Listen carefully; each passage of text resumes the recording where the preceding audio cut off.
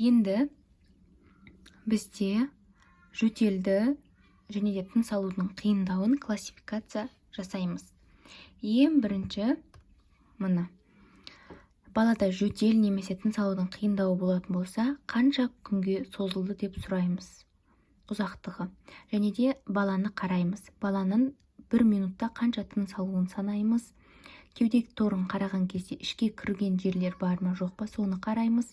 Балада тынысын тыңдап, стридер бар ма жоқ па, немесе осмоидты тыныс бар ма жоқ па, соны сұраймыз.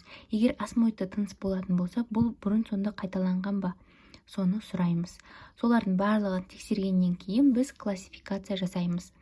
Жаңағы айтып өткен, алдыңғы видеода айтып өткен жалпы қауіп белгілерінің кез келгені және де кеуде торының ішке кіруі мен стридер, тыныштық кезіндегі стридер болатын болса, онда біз өте ауыр пневмония немесе өте ауыр ауру деп классификация жасаймыз. Одан кейінгі біздің тактикамыз, яғни бірден стационарға жібереміз және де антибактериалды препараттың керекті дозасын беруіміз қажет. Егер тыныстың жиілеуі көретін болсақ, онда пневмония деп қоямыз. Тыныстың жиілеуі қанша болады? Мінекей, егер жаңа туылған сәби болатын болса, 60 және де одан жоғары болады. 2 айдан 12 айға дейінгі балдарда 50 және одан жоғары болатын болса, 12 айдан 5 жасқа дейін 40 рет минутына және одан жоғары болатын болса, онда біз тыныс жиілеуі дегенді қоямыз. Ары қарай оны пневмония дейміз де, емі антибиотикті 3 күн тағайындаймыз. Тамағын жұмсартамыз, яғни ана сүтімен немесе жылы сулармен. Анасына қашан келу керектігін айтамыз. Яғни пневмония кезінде анасы 2 күннен кейін келіп қайта тексерілу қажет. Келесі, егер пневмония белгілері және де аурудың белгілері болмайтын болса, пневмония жоқ, жай ғана жөтел немесе суықтау деп диагноз қоямыз. Егер жөтелі 30 күннен артық болатын болса, тексерілуге жібереміз. Тамағын жұмсартатын заттармен, яғни ана сүті немесе жылы суларды жиірек ішуді ұсынамыз. Анасына дереу қашан келу керектігін түсіндіреміз, яғни клиникасы симптомдар нашарлап кететін болса, онда анасы дереу келу қажет. Ал егерде признактары бағана белгілері қатты болмайтын болса, 5 күннен кейін келіп, баланың жағдайы жақсармайтын болса, 5 күннен кейін келуіміз қажет, қайтадан тексерілуіміз қажет. Енді баланы тексерген кезде осмоидты тыныс болатын болса, осмоидты тыныспен алдыңғы видеода айтып өткен жалпы қауіп белгілері болатын болса, онда өте ауыр пневмония деп диагноз қоямыз.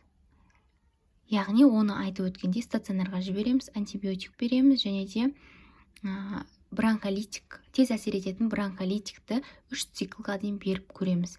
Егер бронхолитик берген кезде жақсаратын болса, онда ары қарай тез әсер ететін ингаляцияны жасамауға болады.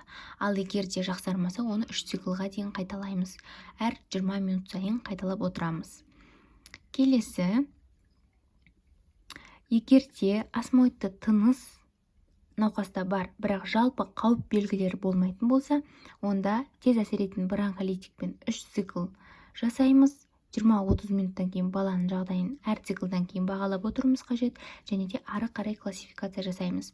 Мінекей, мына жерде тыныстың жиілеуі осмоидты тыныссыз және де температурасы 37,5-тен жоғары болса, пневмония қоямыз. Антибиотикті 3 күнге береміз. Ингаляция немесе оралды бронхолитикті 5 күнге тағайындаймыз. Егер осмоидты тыныс болатын болса, соны естен шығармайық. Тамағын жұмсартамыз, анасына дереу қашан келу керектігін айтамыз. Анасы 2 күннен кейін келіп, қайталама тексерістен өту керек. Ал жағдай нашарлап кетсе, бірден жедел жәрдемге немесе стационарға қабылдау бөліміне алып келу қажет болады. Осмоидты тыныс жаңағы ингаляцияны қолданғанға дейін немесе қолданғаннан кейін балада осмоидты тыныс сол күйі қалатын болса, онда біз пневмония жоқ, тек осмоидты тыныс деп диагноз қоямыз. Жөтелі 30 күннен асса тексеріске жібереміз. Ингаляция немесе оралды бронхолитикті 5 күнге береміз. Осмоидты тыныс болатын болса, егер қайталанып жататын болса, қайттан тексеруіміз қажет болады. Анасына қашан қайта келу керегін айтамыз, және де 2 күннен кейін жақсарулар болмаса, міндетті түрде келу керек.